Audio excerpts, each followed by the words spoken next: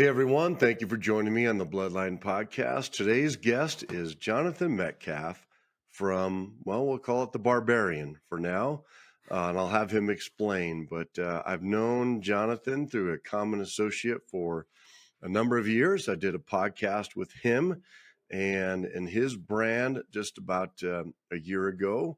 And Jonathan's an interesting dude, has an interesting history, background as a veteran, and I'll let him explain.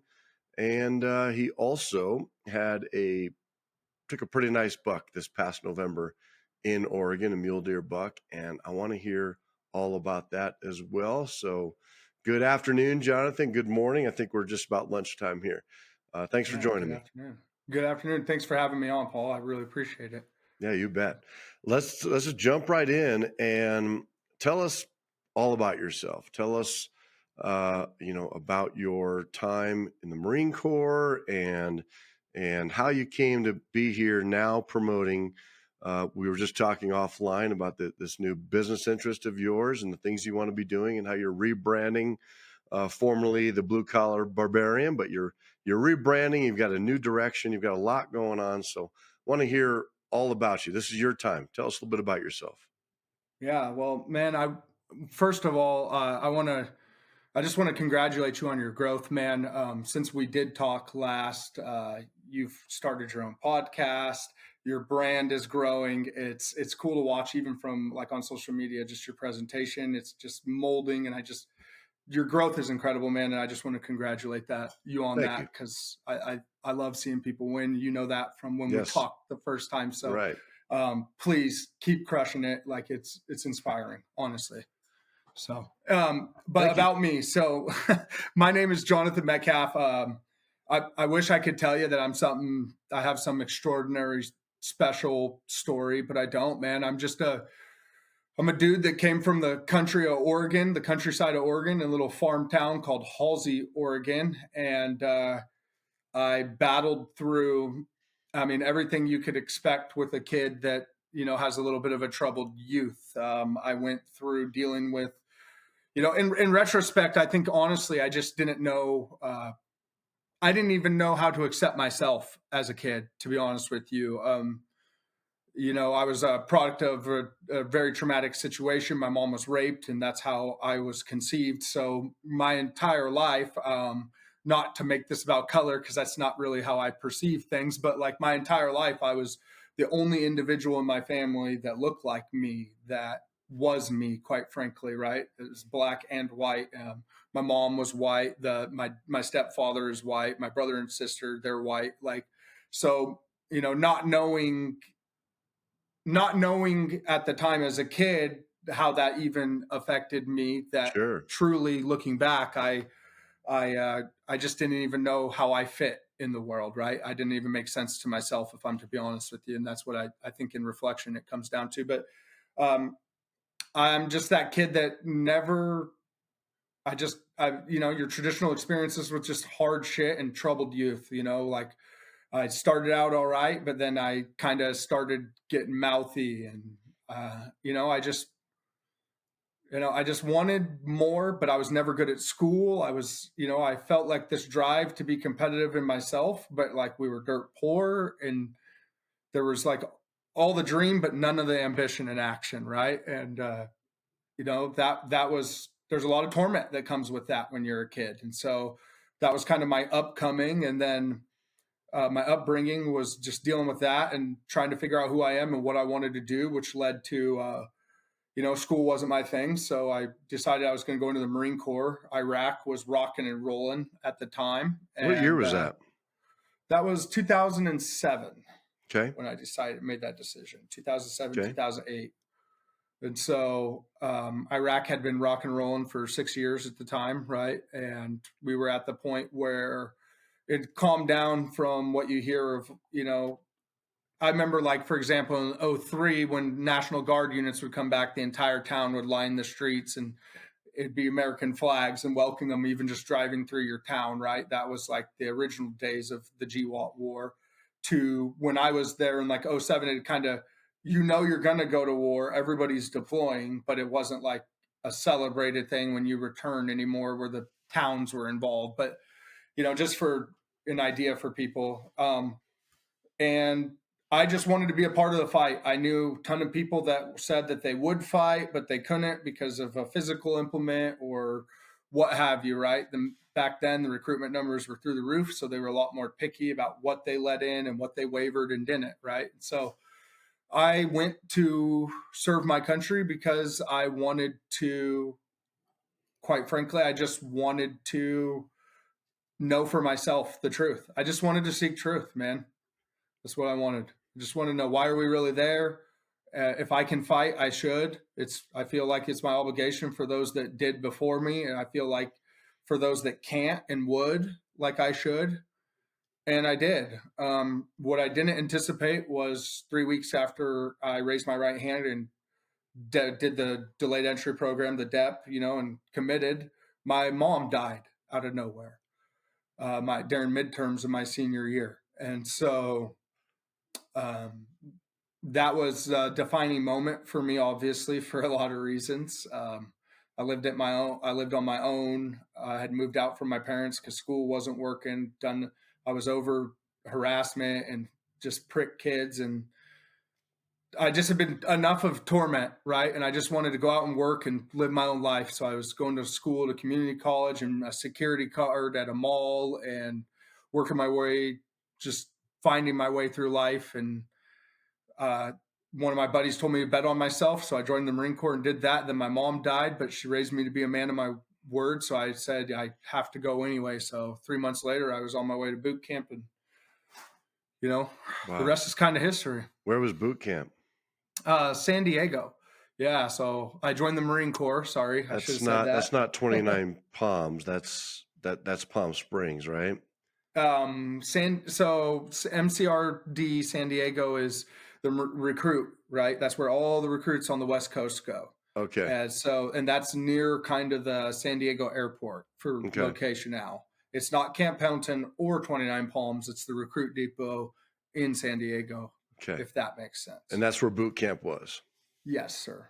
Yep. So 3 weeks into boot camp, your mom passes. No.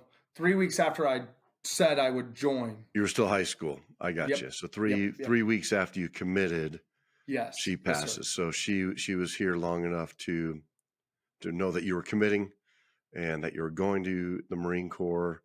And then, how much time passes before boot camp? Is this a full school year?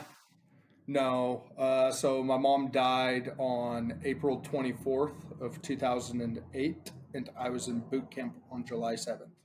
Okay. So a few months go by. Man, that had to be a really rough time for you in your life. I mean, you're 18 years old at the time, I assume, and a young man trying to find his way, and your mom, being your rock, your pillar, passes away just months before you go to the Marine Corps boot camp. Yeah, that seems like a lot. That's pretty heavy. It was heavy. It was. On top of, you got to keep in perspective too, though. And it's just to paint the picture a little bit. You also got to remember, like the last 12 years before that, even her dying, is the last 5 years in particular at that time is just pure hell on earth. You're dealing with prick kids and just the slew of the shit that comes with living in certain areas and just in not understanding yourself. And I'm not here to cry about being mistreated and bullying and shit like that. I mean, there's a part of that that's good for people, I think, but there is constraints where a person has been tormented for so long that they can't take it. Right. So my whole world was just torture. I didn't even make sense to myself. Right. So I didn't fit where I live. I didn't fit where I went to school. I didn't fit in my family, in my own mind. I'm not saying by any of those people, but in my perception, I didn't fit. And then the one person that, even though I don't know that I fit, but that I do know I have a connection to, that, the one person that always is going to have my back no matter what, gone overnight. Yeah. Boom. Yeah. Yeah. So that was rough, man. I can only imagine. So you go into boot camp, and what was that experience like, coming out of boot camp and now you're a full-fledged Marine? What happened there? Where were you stationed? Where were you deployed to? And what was that like? Yeah. So for the first time in my life, man, I was proud. You know, for the Yeah. first time in my life, I could look in the mirror and respect what I Yeah. was looking back at me. Yeah. And that was a feeling, I got to tell you, that was, to this day, I can remember that. I can remember the first time I ever realized that I had it, Yeah. like that there's more. And that is something I hope that everybody gets to experience in their life, is that sheer sensation that they are enough, you know, and that their life means something. Yeah. So you're a Marine, you're in this brotherhood, you've just been tested probably, don't let me put words in your Yeah. mouth or assume that I know anything, but probably been tested beyond anything you've been tested um, in before, right? Physically, emotionally, and all that. You pass all those tests, you graduate, you're a Marine, you're part of this incredible brotherhood. Um, one of the most recognized brotherhoods in our culture. Yeah. Honorable, and you pass all the tests. You're now a Marine, and you're feeling pretty good about yourself for the first time in your life. Forever. Yeah. That's an I mean, amazing story. I've had moments, right? Like, don't get me wrong. I have moments. I did a lot of growing up. I did a missions work. So, I mean, I traveled the world before I ever went in the Marine Corps, right? Oh, I went to Africa and dug wells. I'd been to South America and dug water pipelines as a teenager. mission with your church, you mean? With the international group called Teen Missions International, but Okay, so like a non-denominational NGO okay, essentially that did that kind of okay, things. But yeah, yeah, um, yeah, and so like I was experiencing, I had like culture from traveling, and I've always loved it and adventure. That's my soul, like has always been attracted yeah, to that, right? But yeah, no, yeah. I mean, so I had moments of things that, like, obviously it brings me pure joy digging wells and listening to telling people about Jesus and like yeah, being about it as a kid. That was incredible. But like, I never liked myself in any of that. I never looked at myself. I was always this, quite frankly, this fat kid that never grew into his body, that was always out of shape, that was always going to be tomorrow when me and dad would go do this, or it was always going to be tomorrow when I was going to start to do this because nobody else would do this thing with me, and then it always became a series of tomorrow and never today. And that became a repetitive habit in my life that I knew needed crushed. I needed to kill that. And that was the first time I ever got to experience looking in the mirror and being like, not proud because I did good for God, but proud because I am a representation of something more. You yeah, know what I mean? yeah, Finally, yeah. and yeah, man, that So was a lot. And then more importantly, like I want to just state this, like, because this is super important to me, is like I proved that I was a man of my word. You know, when you raise your hand, you say, I'm going to protect this country against all enemies, foreign and domestic, blah, blah, blah. There's a whole, I don't mean blah, blah, blah to downplay that. There's a lot that you say there. But yeah, one of those things is for this amount of time, no matter what, right? Like in any condition. And for yeah, me, my condition got challenged 3 weeks after I raised my hand and said that. yeah, Like, are you really about what you said? Your mom died, your yeah, brothers and sisters need you, whatever have you, all the things that are going through your mind. But my call to serve was greater than my personal life. And I raised my hand and I said I would do it. So I went and did it. And so for the first time, not only was I a man of my word, but let's be real, man, like the big scary dragon, you got to climb a cliff and fight a dragon to become a Marine. And you see all the commercials. It's the most intimidating thing you could do. Is I made it into a club of something I didn't think I could do. Right. I earned that just next to all the men next to me, but I earned mine, hmm you yeah, know? yeah.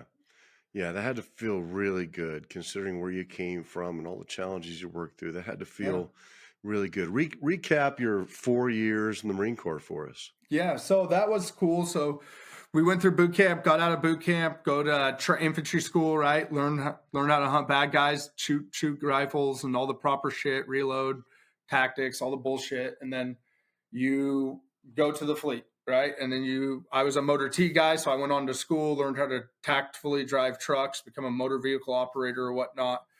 And then it's go to the fleet. My unit had just got back from Iraq, and they were in Bridgeport training, getting ready to go back to Iraq. And so I got there. The first week I was there was like nobody. So you just kind of check in, super low key. And then all the guys that just got back from Iraq start showing up. And it's, what you would expect. You're a new Marine getting run into the ground. You're a boot. You're trash. You haven't done shit except for earn an Eagle Globe and Anchor. Yep, exactly. Just being bad at you made it into the club, but you're at the bottom, scumbag, right. And so, everything that comes with that, but then it was rock and roll, and we're right into workup, right? So it was, I don't know, I made it to the fleet, and 6 months later I was in Afghanistan. So that was my, that's my knowledge of like the Marine Corps back when it was rocking and rolling. I don't know the garrison style. For me, it was, we were supposed to go to Iraq, and then they called us in July and said, you're not going to Iraq, or sorry, maybe it was June or whatever, but they called us in early summer, said, you're not going to Iraq, you're going to Afghanistan, and you're going to be there in 90 days. Get ready. Or 60 days. And we were like, all right, cool, rock and roll, and Afghanistan. And then we, there's a lot that comes with that. And I don't want to downplay that because, I actually interviewed one of the guys that got a Silver Star that we went and replaced, right? And just an incredible warrior. Those guys faced so much loss and tragedy and heartache, and they battled, and they were true fucking warriors, to be honest with you, Paul. Like, true warriors, those guys we replaced, but they experienced a lot of loss, right? And so we went, and that was the environment you get right into. And war is, there's moments where there's shit going on, and you're seeing explosions and machine guns and things, and then there's moments where you don't do shit. You sit around and wait, and you lift weights, and you take water bottle. I mean, dude, it's every element that people can now see through TikTok somehow, I guess, and Instagram, which is bullshit, but like it's all of everything that you think you've seen, and then everything you don't, Yeah. And so that was my life. It was go to war. And then, we lost a couple guys that first time, really start to experience the severity of like what this is. And, and you're still a 19-year-old kid, you're indestructible at this time. And you make a lot of stupid mistakes, and you have a lot of quarrels, and you party hard and fight bad guys. That's all you want to do, right? And survive, quite frankly. And that was my kind of just mentality, was OFP, own fucking program, and me and my buddy, and that's what we did, is ran that, and back to back. But I'll tell you, we went from there, we came back, trained another 6 months, went back to Afghanistan again with a new group of guys, but this time as the leaders. And that was a different spot, a whole different rhythm. But it was working with guys that cared about fighting and killing bad guys for America and for the guy next to him. And I'll always be proud of that. I couldn't imagine serving during a time where you don't get to go and be about it. Like, I think that there's an incredible disconnect of the warrior class in today's society and pride. I think that we've downplayed violence so much that we've forgotten what it takes for those that have had to become it. Right. And we forget that never in our life has freedom been handed to us, but it's only ever been taken, and it's from warriors like the people that I get to say that I was a part of, that heritage. And I didn't do shit compared to those guys, but like, it's that warrior class. And I think that it's super important that people be proud of, and because I certainly am, of like, that I was a part of the movement that was rocking and rolling and about it. And if it costs us our life, it costs us our life, because that's what this country is worth, So you come out of the Marine Corps then around 2012? Do I have my timeline right? Yeah. No. What'd you do after that? Jump right into flying helicopters. Okay. As a civilian? Yeah. As a civilian. You were doing that in the Marines, I assume? Nope. Oh, no. Okay. Nope. Jump right into pilot school. I'm going to be a pilot. I'm going to be a helicopter pilot. Were you motivated by what you had seen in the Marine Corps? I don't know what I was, to be honest with you. About the helicopters and whatnot? I just liked helicopter. Who doesn't want to fly? Yeah. It's a great Yeah. job, make good money, low pressure. I mean, Okay. beats the So hell you, out of driving. so you decided to go get your pilot's license and learn to fly helicopters. That's what I went to do. Yeah. I got a buddy who And I did the went same. through, Tell us about that. yeah. So I went and started flying, went to Leading Edge Aviation. I went about 10 months through the program, was scheduled my private pilot license, was going to take my test. And then that's when I started experiencing PTSD for myself for the first time. Yeah. And, I had about a 10-month ran where I was super competitive and sucked right in and flying, and it was my entire world. And then lights out, no interest, zero, Really? done Just PTSD sets in and you lose all interest in flying overnight. helicopters. Wow. Yep. Overnight. Loved Yeah. flying. It was one of the most incredible things I've ever done. I highly encourage anybody to try it. I'm going to go back and finish it so I don't like leaving things undone, right? So this is a prestigious thing to me that I have to revisit, because quite frankly, I didn't not do it because I couldn't. I just chose not to. Yeah. Fuck it. Close enough. And PTSD grabs hold. Is that wartime PTSD, or are you dealing with stuff from your childhood still? If you don't mind me. That's a great digging question. in a little bit. No, I love that you just asked that. I think that that's important that people understand that. That's something that a lot of people don't catch, right? And I don't know that I could decipher. Yeah. If I'm to be honest with you. Yeah. I think it was all of it. Yeah. Right. Maybe it's all connected. You got to think like that was the first time that I had slowed down since my mom died. Yeah. Post Marine Corps, right? Retirement, basically retiring from the Marine Corps. Getting out. Now you're in the civilian world, trying to find your place in the civilian world. 23 years old. And by comparison, that's the first time you slowed down. At all. Yeah. Mm-hmm. My entire life. You're now an adult. You don't have your mom. You're post Marine Corps. So yeah, a lot of time to think about everything. Yeah. I mean, and some of my friends are dead, and there's just different, and or missing digits, or fucked up mentally, or killing themselves now. Yeah. Like, I mean, there's a lot that comes with this as well. Right. Yeah. And it's not from like being a badass or nothing like that. There's just there's a lot of pressure that comes with being willing to die. How's that? Sure. Yeah. 100%. There's a lot. And then there's, I guess, like, if you think about it, man, I love that you asked that, because I would have said, oh, it's the military, but no, the truthful, like, I think like when I stopped, I think all of it caught me. I think my soul's tired. I think I didn't know how to process. My way of processing grief and stuff was work. Somebody gets hurt, mom dies, whatever, become a man of your word, work harder, get better, take it out on yourself, beat yourself up over it. And listen, I'm sure there's Marines that I served with that could say like you were a shitbag, or that there's things I could have done better across the board. I was a young kid working my shit out, quite frankly. So to any of those guys I served with that I impacted in a negative way, I can't ever apologize for who I was or who I am as a human. But what I can say is, like, I would appreciate the grace for the things that I went through that I didn't realize if I impacted anybody in a manner. Like, I was just a young, reckless kid. So that's what I'll apologize for, is for the things I've done that is, distasteful to people on their own personal level. But outside of that, I hold no regret, like I don't know. So PTSD. Yeah. Sorry about that.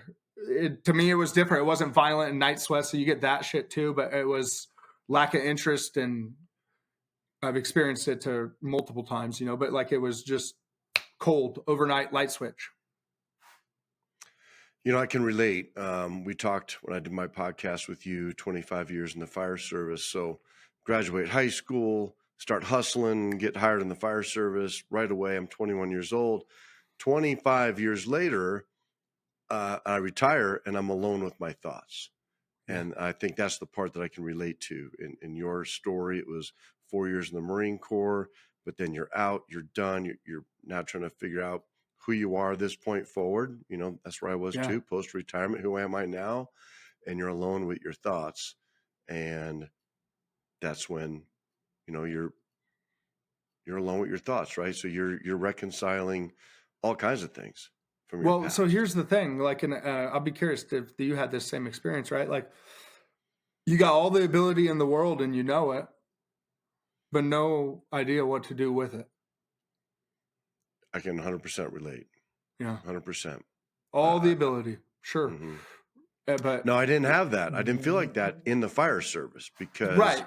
Yeah. I could take all my potential and all my capabilities and apply it somewhere. It was after it was done and I no longer knew who I was or what my next steps were. You know, I think Changing that's your the part identity, right? that From what I did to who sure, am to some I? degree, yeah, of course, yeah. Leaving the Marine Corps the same way, right? You've got such a powerful brotherhood, quite literally a brotherhood. Friends all around you, all highly trained. You're doing very dangerous things together. That creates this natural bond and camaraderie that people have talked about through history. Law Yes. enforcement, fire All service, through history. military, we all get it, and then you're not there anymore.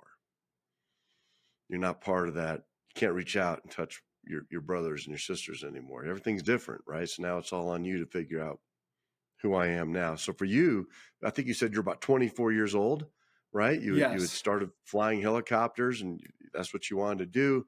You were hot and heavy, and then all of a sudden the wheels fall off and you're not interested in that anymore. You're dealing with some depression, anxiety, stress, PTSD, like we all know all too well. Yeah. How did you get through that? I mean, you don't ever cure yourself, right? You're not ever done. But how did you manage it, let's say? For a lot of years with alcohol. Yeah, sure. I buried myself in partying and Mm-hmm. you know, I guess I just because I believe in transparency and not hiding anything, I tried to find it in attention. Like whether it was from women or my friends, I just wanted to mean something to somebody again. Right? Like I just wanted to belong. I felt for what it did to me is like I've never really thought about it like this until you just asked me that. It dawned on me like this. It actually kind of took me back to being like I was before I was a Marine, where I know like because I know like the caliber of discipline and tenacity and grit that I could observe because of I did it. I went and become everything that everybody said I couldn't when I was a Marine, right? Everything that any physical limitation I ever had in my life, all of that shit gone. I went and did it. And then here I am on the other side of this, and I am back to I don't fucking fit. I don't belong again.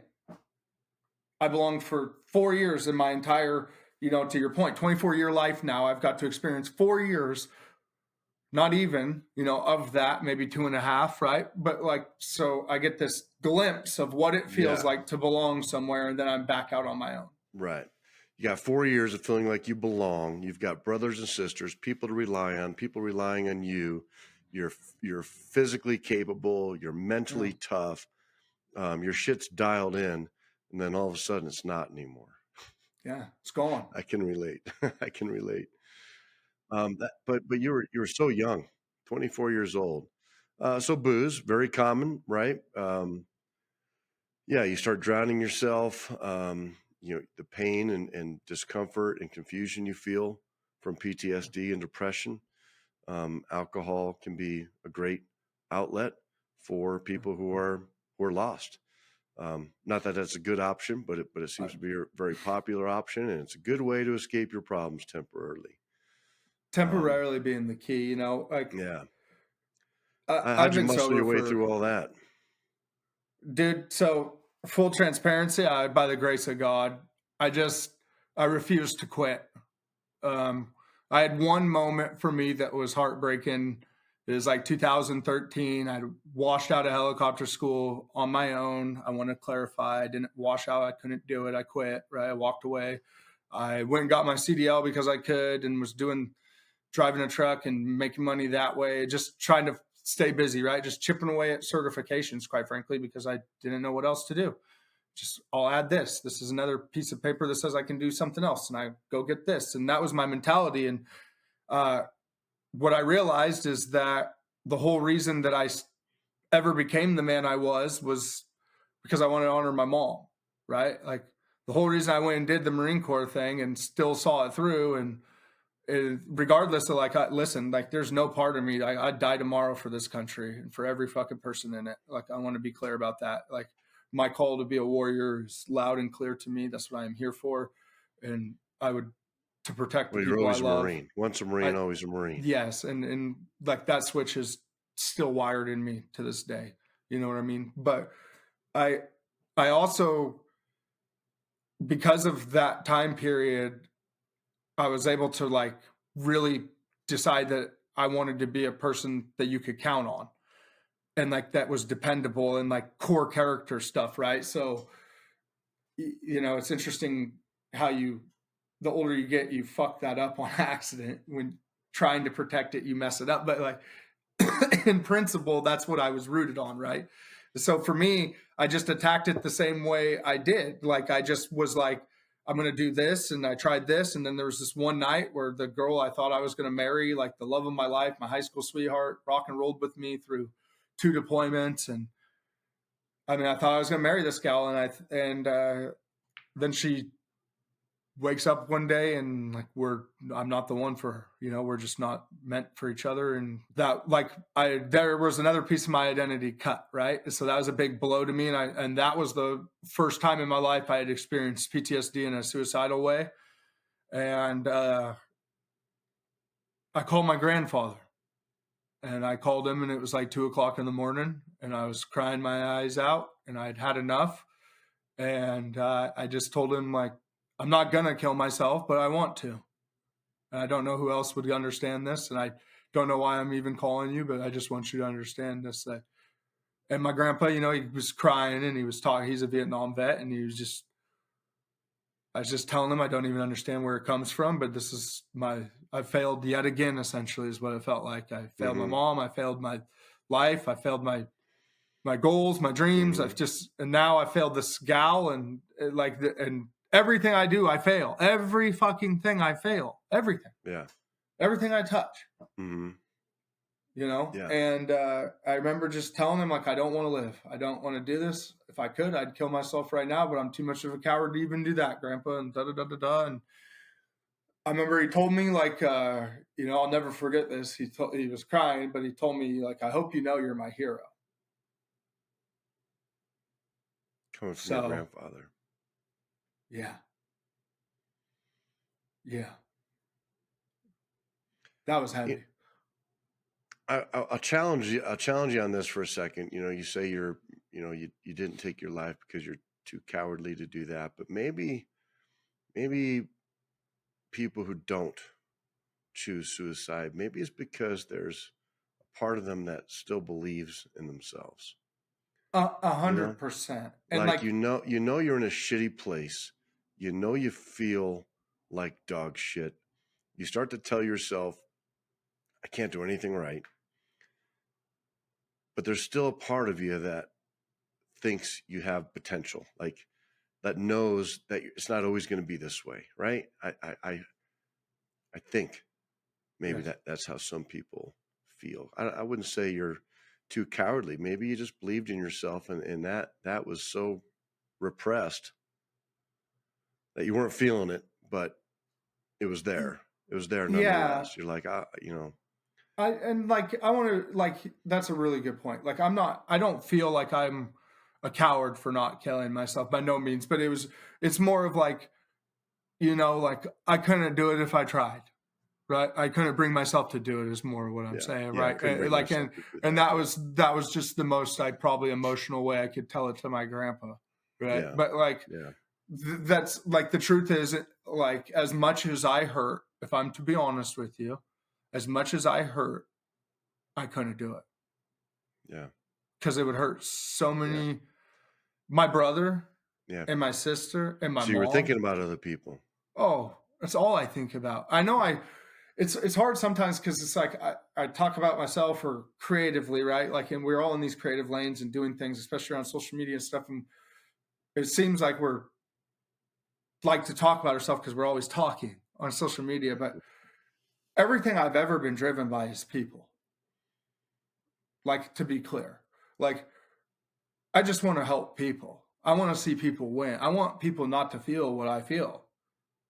I mean, like, my entire existence to thrive comes from the absolute hurt and hate I felt growing up for myself. And if I can get out of this and I can help one human not have that disgusting pit in their stomach where they don't see just how incredible they are, how much opportunity they have to change at any point in time, that I'm doing something right, brother. And that's what's driven me.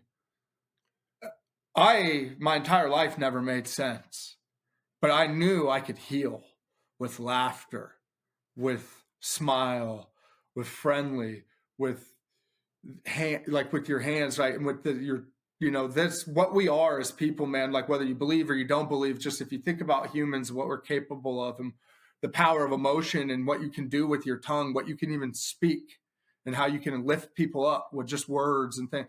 Like ever since I was a kid, that has been apparent to me. And if I can't feel good, rather than take that away from other people, why not give it? And so that's how I've always been. So like, even in those moments where I'm broken, I'm shattered, I'm personally, in my own eyes, at my worst at the time, and even I can't put those pieces together in the mirror, doesn't mean that for a second, it's lost on me the people that if I somehow make it, I could impact. Wow. So when did you transition out of that? When did you move on to your next milestone in your life and start, on a more positive path? Man, and this is where it's like, I wish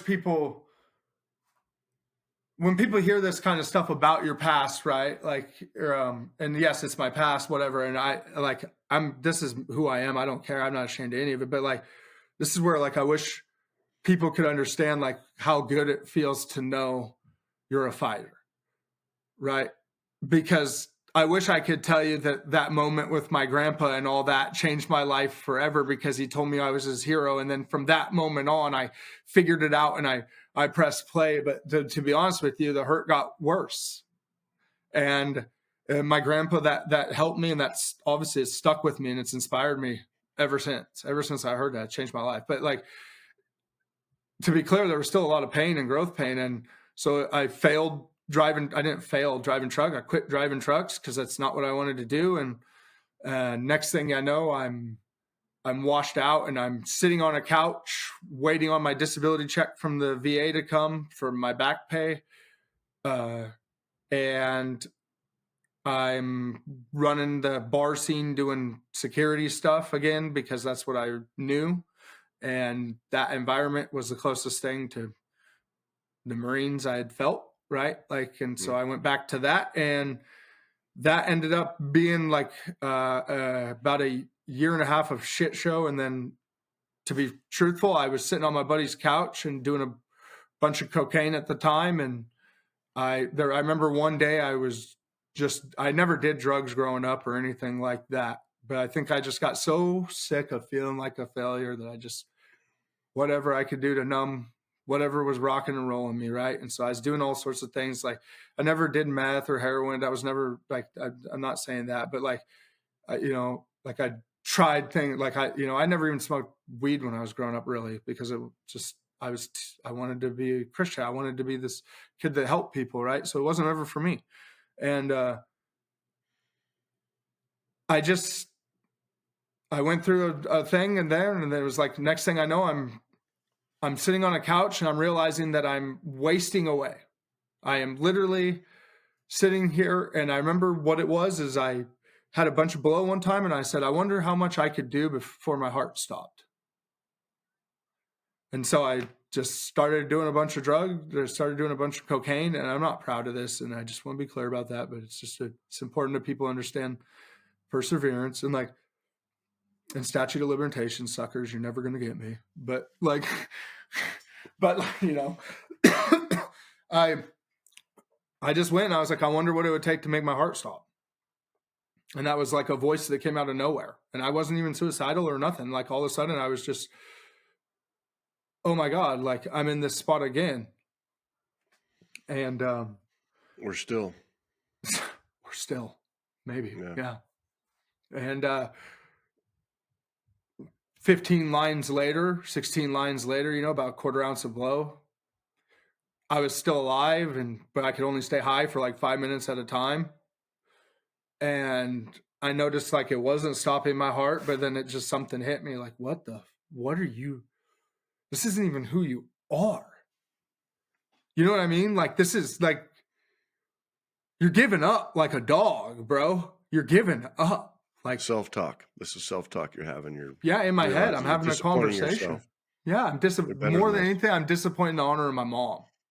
I'm disappointed in everything that I could be. My entire life, the one person that told me I had potential is her. And then this is it. I go through some hard shit and I'm going to kill myself with drugs. That's chicken shit. And I ain't wired like that. And so I started really having to think, what do I enjoy? And ever since I was a kid, I love heavy equipment, farming, tractors. So I jumped right into cranes. Okay. Went to crane school, got my national certification, and I started chasing cranes all over the United States. And I poured myself in it for 12 years. Okay. That's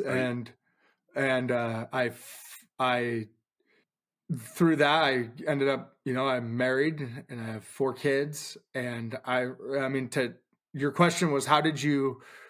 Like this PT, how did you never cure it, right? But how do you?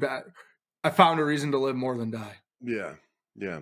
But you had this epiphany moment. You had this moment where you're trying to kill yourself with Coke, and and you start to reflect, and you come out of the backside of that with a better attitude and some new direction and new purpose. And I came out of that with a hunger again. Okay.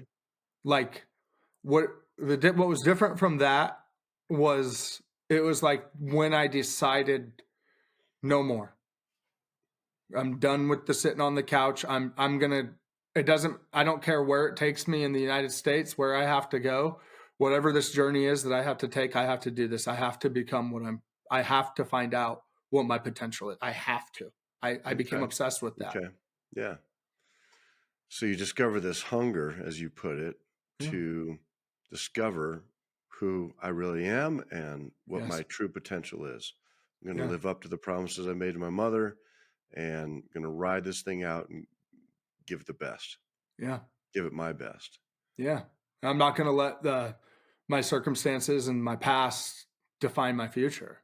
Yeah. I'm not going to be a victim to the system anymore. So what did that look like? You say 12 years as a crane operator, you're remarried. Eventually that leads into, we're getting closer to when I started to know you and you had the barbarian thing going. Take us there. Yeah. So through all of that, I chased cranes. I had an incredible career. I've worked at remote mines and just like places that the most beautiful country in the world in the most remote spots. And I've been in Portland, I've been in Texas. I mean, all over the country, tracing all sorts of sizes of cranes. And then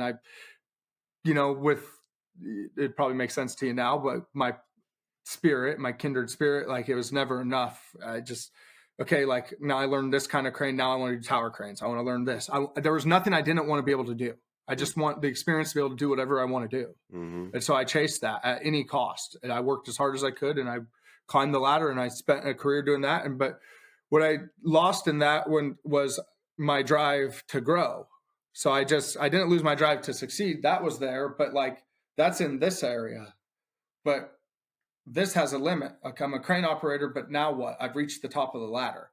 Like now there's nothing to do. You just wait your time and maybe the company gives you a shot and like lets you be a salesman or something. Maybe like it's bullshit.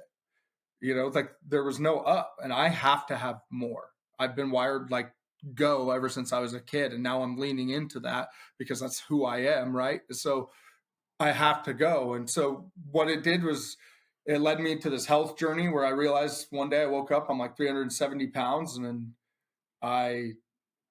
going up the stairs, I'm huffing and puffing. I'm a functioning alcoholic essentially. And I realized like, I got to be a better dad. So I jump on, I do 75 hard. lose 63 pounds or 67 pounds or something like that the first time through, and just become on fire for life again.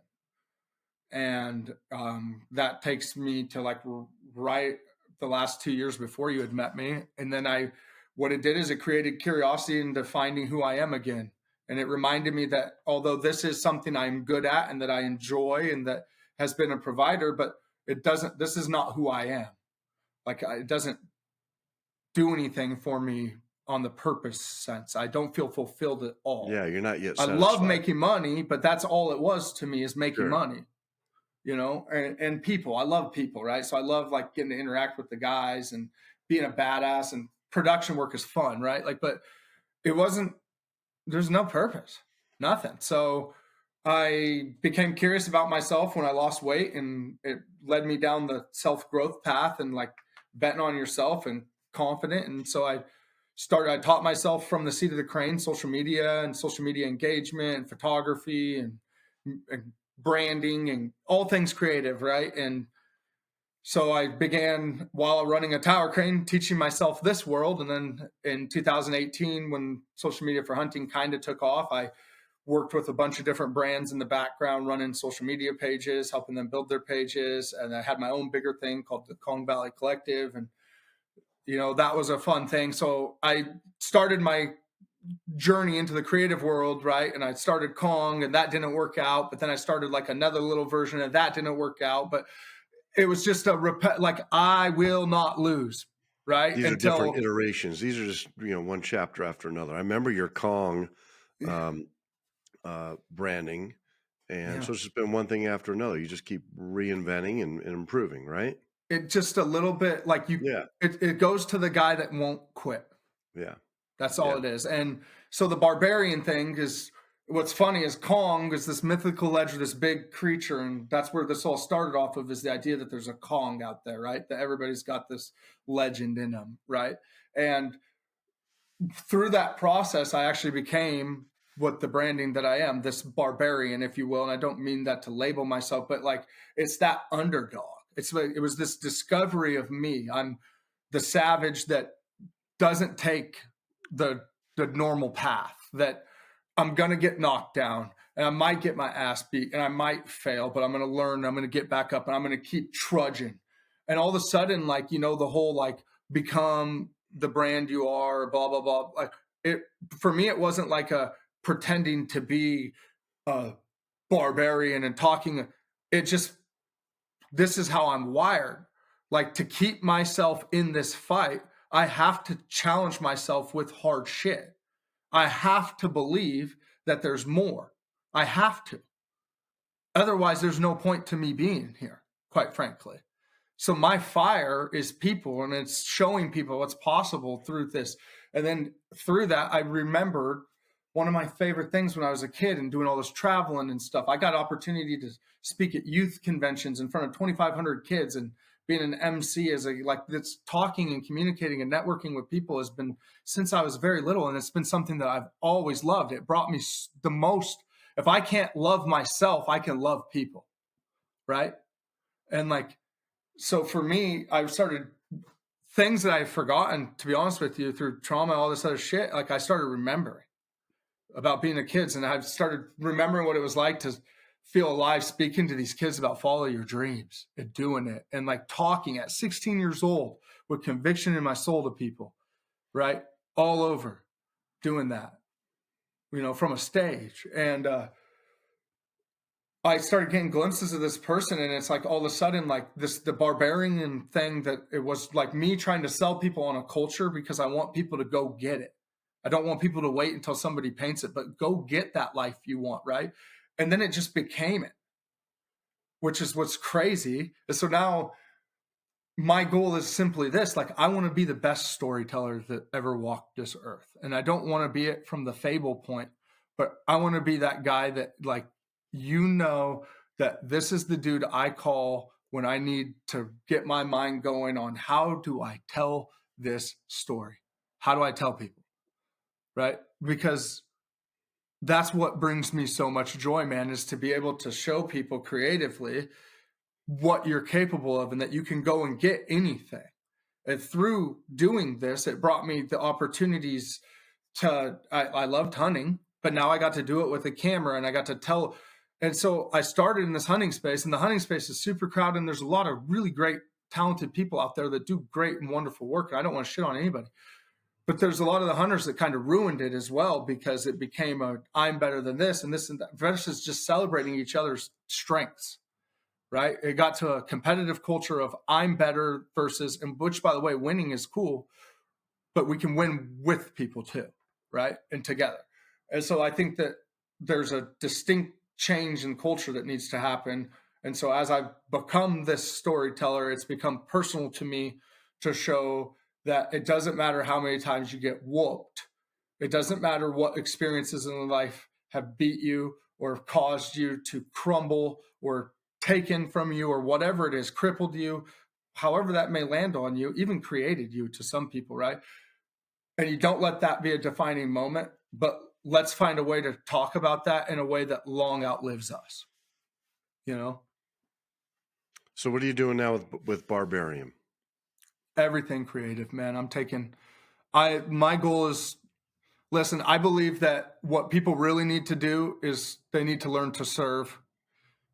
The greatest, I had this, you want to talk about an epiphany. I had an epiphany about 6 months ago, and it was this, and it was the most elite and greatest positions in the world that are sought after, the most competitive, elite, prestigious, sought after, worshiped, whatever you want to say, wanted, desirable positions in this world are all positions of service. Every single one of them is a position of service. Whether you're special operations, service, right? Elite firefighter or whatever, service, athlete, entertainer, service. Every elite position in this world that we coin and we champion, president of the country, service. And that went off as a light bulb in my life. Mm-hmm. And it's, if people could learn to serve first and make service great again, right? And serving others, that's what we need to change the culture. So everything I'm trying to do is, this is my way to serve, is to help you tell your story in a way that's world class, in a way that changes the way that people think, in a way that is, I want to get away from turning impression rates into transactions and get back to telling a story and providing value and creating a platform where people can watch your service and learn about you from whatever distance they're comfortable at without ever having to engage with you until they're ready. So you're going to be consulting with business owners and small businesses and helping them. I've been doing that. Various things. Yes. Including. Social media. Social media, podcasting, photography, videography, managing a couple different accounts right now. I got a real estate client, I got a login client, I got working with a hunting company as well, because it's just something I love. But manufacturing companies, it doesn't matter to me. I just want to help people tell their story, and that's what I'm trying to do. Nice. I want to be the greatest storyteller ever to walk the earth. Would you consider yourself a marketing firm? Or agency? What do you categorizing yourself at? Yeah. I call it creative agency, right? Yeah. Because I think I think marketing is awesome and it's important, and obviously it's what I love, but I think it's who can be the most creative. It's not about how to sell someone, but how to serve them. And if it's all right, well, let's redefine how we do that, right? And so that's what I'm excited about. So is learning the unconventional way of doing it. You know what I mean? Nice. And so nice. That's why I try to say creative. Endeavor. Yeah. Thank you. Yeah, I like it. Good luck with that endeavor. Thank you. How long have you been focusing on that solely? This is month 2. Okay. Are you still doing the Barbarian podcast? I'm getting ready to relaunch it. You're the first to hear. It's going to be the Barbarian show again. I'm kind of going back and forth on format stuff right now. Is a little bit of my hold up. I originally, with the Blue Collar Barbarian podcast, it was all about blue collar. And my roots are in blue collar and I love it, but I want to celebrate barbarians. Right. And so I want to celebrate the underdog. I think that there's kids out there that are hungry to learn from people that have done, not that talk about doing, but that have done, right? And so I want to focus on those youth that got that winning and that hunger and that curiousness to them again. But I also want to celebrate the warfighter. I want to celebrate the law enforcement officer. I want to celebrate the firefighters and the first responders and those people that are living their life at such high-strung capacities all the time, right? That I want to give them a place what I call as a warrior's minute, right? Where they can come and breathe in between battles. And we're going to, one of the things you want to talk about, one things I wanted to share with you is about this hunt that I went on this year. And it was a mule deer hunt that was a veterans hunt. And I had a once in a lifetime tag, and I was selected through this nonprofit, and just feel incredibly fortunate to have gotten to done that, right? And to be selected for an opportunity of such a scale and a caliber. And, like the whole purpose of that hunt, what it became clear to me after I did this and just kind of going into the branding and where we are now and all of this, right, is it just made me realize how much I think it's important to celebrate the people that are still alive and to pour into, just to pour back in, man, to give back however we can, whether it's, guys like you that fought fire. And I mean, dude, we're talking about me right now, but your story's not nothing to sleep on too. So with the Barbarian Show, if we can help show that action element, like that's what this podcast is going to be, is the action element. Yeah. How do we move? What are we doing? And we're going to celebrate winning again, right? We're going to celebrate achieving shit. We're going to celebrate betting on yourself. We're going to celebrate going big. We're even going to celebrate losing and learning, right? Because I'm sick of the bullshit, dude. Nobody's telling the truth. You have to be drugged through the mud to ever get clean. And you know that just as well as I do. That's good stuff. I'm excited. I'm excited for you, for what you're doing. Thank you. It's motivating. I appreciate that. Good for you. Good on you. A lot of work, I'm sure. Yeah. So you're currently married, right? How many kids do you have? Four. Four kids. I got oh boy. I got a high schooler, a freshman, I got an 8th grader, and then I got a 3rd and a 1st grader. I am dad. You're running the gamut. There. From 1st grade to 12th grade, huh? Is that what I heard? 9, 1st to 9. Oh, yeah, 1st to 9, 9th grade. Yeah. Okay, yeah. Wow. Okay. Well, back to that hunt. You dedicated this hunt to. You got a full family, but you dedicated this most recent hunt to. Tell us again. The living. Yeah.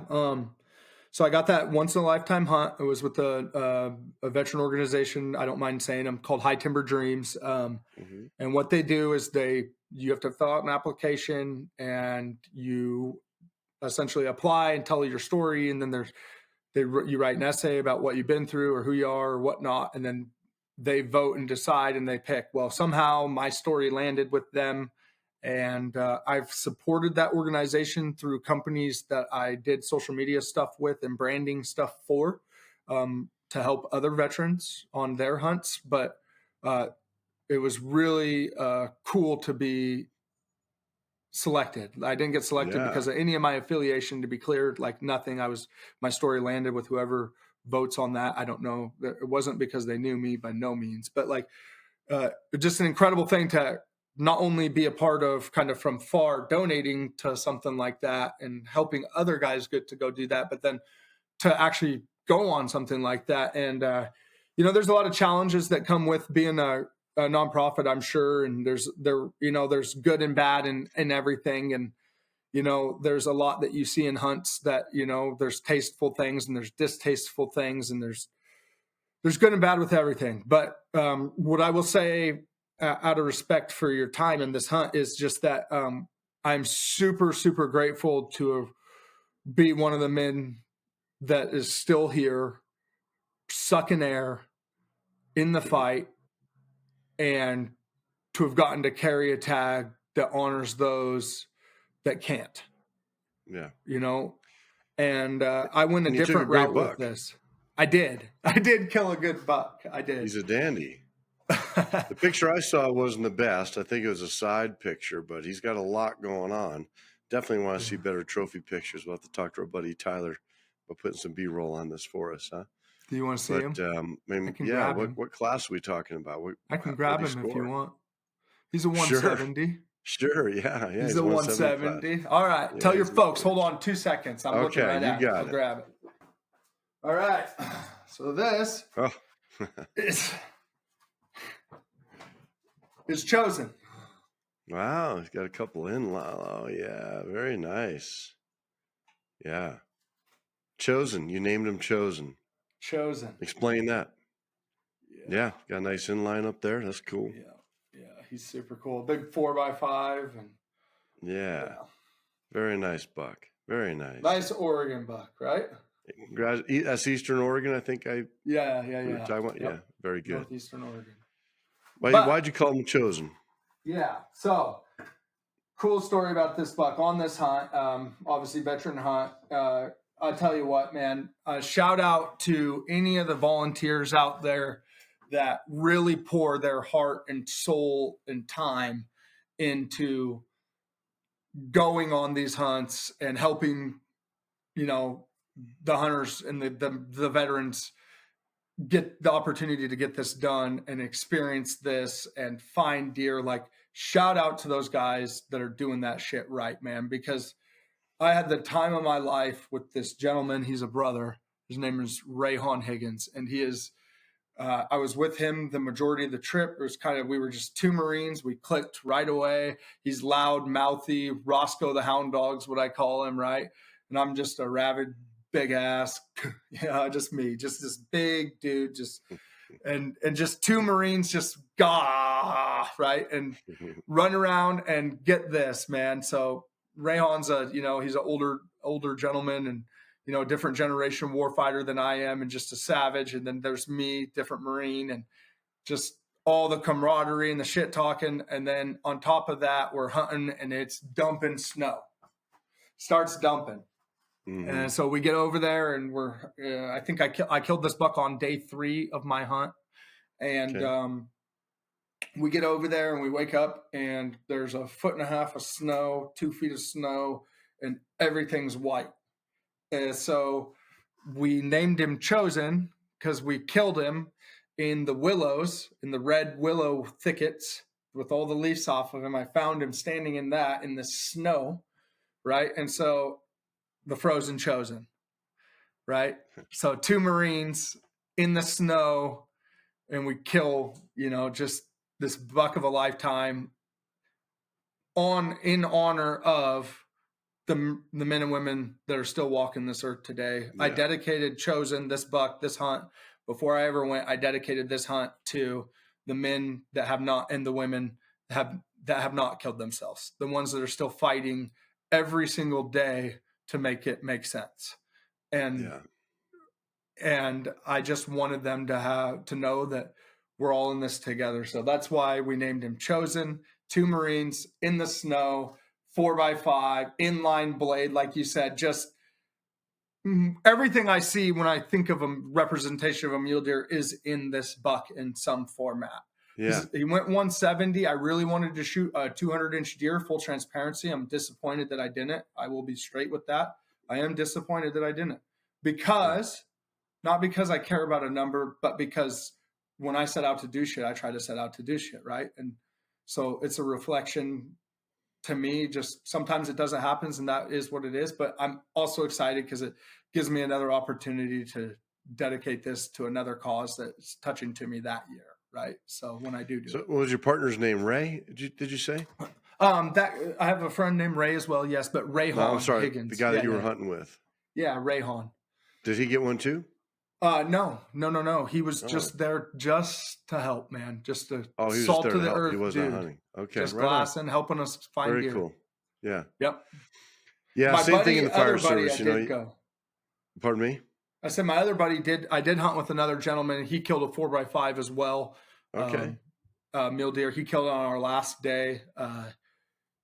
Just a great buck. His biggest buck to date. He was a Army veteran. I actually know him. I served with him as well. But His name's Corbin. Great dude, 2 Purple Heart. I mean, this guy's a warrior. I mean, just a warrior. So I got to spend 6 days in God's country looking at God's sage rats with horns, the mule deer drug that I now have for some damn reason, and with warriors, man. And I'll never forget that. I'll never forget that. Sounds like a really cool experience. Well, make sure you provide Tyler with all the pictures from that trip. We'll throw it up here as B-roll. Can't wait to see it all, but it sounds like an amazing trip. Yeah. Yes, it was, man. I appreciate you asking about it. What do you got going on this year? Any hunts planned for this year? Yes. So, well, I guess you're going to get to be the first. So I'm going on a spring bear hunt as a test run. Me and Rayhan, we're going on a spring bear hunt, and we're going to kill some black bears, me, Rayhan, and another Marine named Chris Ball. And we're going to get after it this spring. Hopefully here in the next couple of weeks, you'll see some fun photos from that. And then we're actually going to do a fall bear camp for, I'll say that this has inspired me enough that I've seen the value in trying to give back to other veterans. And in more than just words, this has made me just want to have my own piece of that. And I love what this other nonprofit is doing. And I hope that they continue to win and do that. And I definitely do not want to deter anybody from looking at them at a High Timber Dreams or anything, because I think that it encouraged me, if anything, that the more resources out there, the better. And seeing people come together to do good for other people that might just need a minute is everything I want. So this fall, we're bringing out a cop. We've surprised him. Are you going to help out? Is that what you're getting at? You're going to help out and give back? Yeah. Yes. The Barbarian Society. Yeah. We're doing a 501c3 nonprofit called the Barbarian Society. Service. Yes, for cops. But we're going to caveat. We're going to caveat because we do want the war fighters, and we're going to help the veterans. But I think it's really important to celebrate the warrior class as a whole. So I am opening my nonprofit up to law enforcement and first responders and EMS as well. So obviously with state restrictions, if you're a cop or you're a firefighter, there's certain tags. You're not just going to get benefits that the veterans get or things like that. And it's like, it is what it is. That's just the way it is. However, what I do want to do is have somewhere where we could still celebrate you. And there's plenty of open over-the-counter opportunities to do that. Sure. And there's plenty of men and women that are willing to help people do that. So, we're going to do a bear camp, and we're going to start giving back a little piece at a time, right? And so we want to include those men and women that are in it every day for the citizens here at home. So excellent. So the spring bear is probably a draw. Your fall bear is over the counter. Yep. And you can when you do the fall hunt, you can just take whoever you want. Yes. Whoever wants to be a part of it can. Yeah, very cool. Yes. Look at you. Continue to give back. People are counting on you, man. That's it. Yeah. So you heard it here first. Watch for the Barbarian Society as it comes. It's down the road a ways. We're just kind of testing some things and playing, but we're just another sword in the fight to try to give back, man. Right on. Well, if there's anything Precision Hunting Supply can do to support you in those future endeavors, please let us know. But that was a great time together. Our conversation went into places I didn't expect, but I really appreciate and I enjoyed it. I just had a friend commit suicide within a week. So my family and I have been discussing it a lot. Depression, PTSD, how people choose to deal with it and all the challenges we face as human beings. And I'm really glad we got to chat today. And I'm glad that you felt comfortable enough opening up and sharing, some of the details of your life. You've had a lot of challenges to work through and a lot of successes as well. You continue to move forward and progress as a human, as a man, and as a barbarian. And it's pretty fun to watch. I appreciate that. Yeah, I hope you have a lot going on. And dude, I do want to say this. I'm really, really sorry to hear about your friend. Um, that can be Yeah. extremely complicated. Yeah. I think might be a good subject for a podcast sometime to get some of the warrior classes, you call them, together and just talk about this because, well, we know, I mean, we all hear the veteran statistics and Hmm. right. What is it now? Every few seconds, right? There's a Yeah. veteran that takes their life, and all Yeah, that, but not just veteran, dude. Cop, Yeah, yeah, it's rampant. firefighters, Yeah, it's rampant across the warrior service. class, like you Yep. call it, and it's yeah, it's hard on the people left behind. Yeah. And you thought about that. Huh. As you were telling your story. What will the people I leave behind think, and how will they feel, and how will this make them feel? Anyway, it's deep stuff. It's Yeah. complicated stuff, complicated human emotions. But man, that might be a good topic for a podcast sometime to get some people together and talk about it because it seems to create more problems than it solves. And I've just I've had to think through my own depression and how this short period of my life where I felt those things that I've never felt before or since, and how I came through it and how I persevered and the things that got me through it. But I reflect back on the things that I was thinking at the time, and it just seems like somebody else, you know, feelings that I don't carry around on a daily basis. But in those moments where you are depressed, when you are sad, and you are contemplating your options, it's a lonely place to be, and you don't always think rationally. You're I was exposed. I was just telling my wife the other day, if I could, because we were talking about our friend who just took his life. I wish that people who are depressed, who are in those deep dark places, and this is kind of what I was getting at with you when you said I was too afraid to take my own life. This is kind of what I was getting at. I shared this with my wife the other day. I wish that people when they're in that dark place can just tell themselves, I'm going to get through this, but I'm also going to allow myself to feel bad Yeah. because I feel like you need to hit rock bottom if you're going to bounce back. I think it's okay to hit rock bottom as long as you do it in a way that keeps you alive. So allow yourself to hit rock bottom, whether it's booze or drugs. If that's what you need to do, if it's whatever it is you feel like you need to do to cope, whatever it is, whatever path you're on to hit rock bottom, instead of telling people don't do that, do it. This is kind of the world according to Paul here lately. Like, go for it. Go hit rock bottom. Go get drunk. Do whatever it is you need to do to medicate. Allow yourself to feel bad. Cry. Allow yourself to feel all the horrible emotions that you feel like you need to feel to hit rock bottom. But just keep telling yourself, I'm going to get through this. It's not going to stay like this. This is temporary. This is not a Mhm. permanent condition. This is temporary. But allow yourself to hit rock bottom. So just go there. Just go there with gusto. But don't do anything that's going to hurt yourself permanently.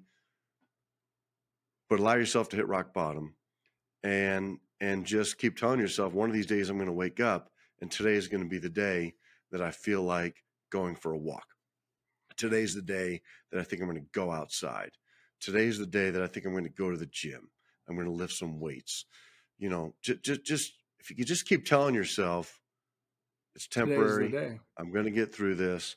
And yeah, and then just keep asking yourself every morning, is today the day? Nope, it's not. I'm still depressed. Okay, go be depressed. But just keep asking yourself, is today the day? And maybe one day you wake up and it is the day. And it is the day that you go talk to somebody, or you listen to music and feel good, or you go for a walk, you do some exercise, you do something positive, something inspiring. And you start to turn things around. Um, and that's what I wish I could, tell my buddy who had the whole world in the palm of his hands. He had everything going for him. He had money, success, beautiful family. Just doesn't make any sense. And it never does make any sense. It never makes any sense. But thank you again for opening up and sharing your story. It's powerful. It's important for people to hear. I think this is going to be a very popular podcast. People are going to want to listen to your story. And I think there's going to be people out there that can relate to your story as well. And I'm really glad we had time to chat again today. And I got to have you on our podcast and delve into a little bit of Jonathan Metcalf and who he is, and all the exciting things that you've got going on now. Yeah. Well, I appreciate the opportunity to share and to be here, and then in closing, I mean, you just said something that I think is clear there. Let the message be to anybody this: allow yourself to feel. Yeah. Yep. That's what I'm trying to say. Allow yourself to feel it. You feel bad? Feel bad. Allow it. 100%. Allow yourself to feel it. You feel like you're deserved to hurt, to be in pain because of something you did or a life event that you had control over, didn't have control over, whatever you feel like you need to feel, allow yourself to feel it. Don't Yeah. freaking hurt yourself. Irreversible damage, 15 lines of cocaine, Yeah. 2 bottles of gin, Yeah. do Don't what do you got to that. do, but don't hurt yourself. Don't do any permanent damage to yourself, and just keep telling yourself this is temporary. I mean, and then But one allow day yourself to feel. it will click, Yeah. So At least that's the hope. One day it will click. It will turn around. There will be a day where the sun's shining and the birds are singing and you just feel better and you decide, I'm fucking sick and tired of being depressed. I'm sick and tired of the person I've become, and there's a different purpose for me here. And you pull yourself up and out of it. Well, when the Good pain stuff, hurts man. enough, Paul, you'll change. Yeah. When the pain Yeah. hurts enough. Good stuff, Jonathan. Thank you for sharing your time and your story with us today. Really Yep. appreciate you, man. Absolutely. Let me know what we can do, what I can do, what Precision Hunting Supply can do to help you and support you in your future endeavors, man. Thank you so much. Yeah, buddy. God bless you. Everybody, that's the Bloodline Podcast by Precision Hunting Supply. My name is Paul. If you like this podcast, be sure to like and subscribe and tune in for more. Thanks for joining us today.